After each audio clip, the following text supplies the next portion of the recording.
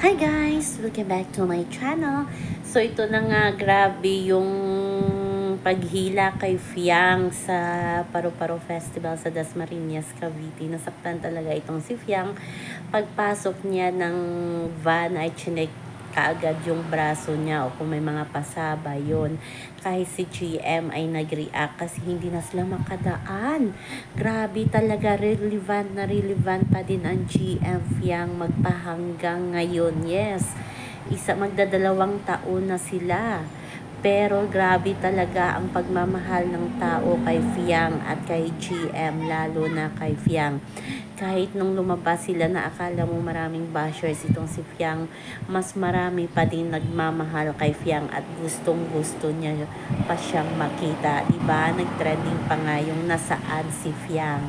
So yun, nakita nyo ba sa video kung paano siya protektahan ng kanyang pinsan na si Lloyd. Grabe talaga yung pagmamahal ni Lloyd kay Fiang. Hindi din natin masisisi yung mga tao kasi parang atat na atat silang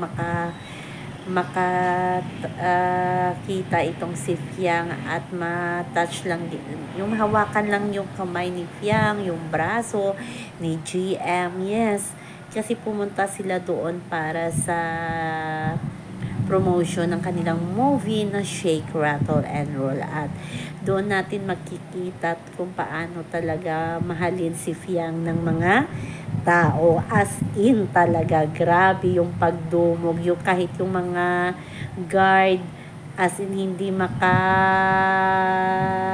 sa mga tao. May iba pa nga, may mga bata pa talagang tumatakbo para lang mahawakan si Fiang sa malapitan. So yun naman po guys ang ating update. Sana okay na okay si GM at si Fiang. Hanggang sa muli. Bye-bye. Always remember, wag po tayong magpaka-stress.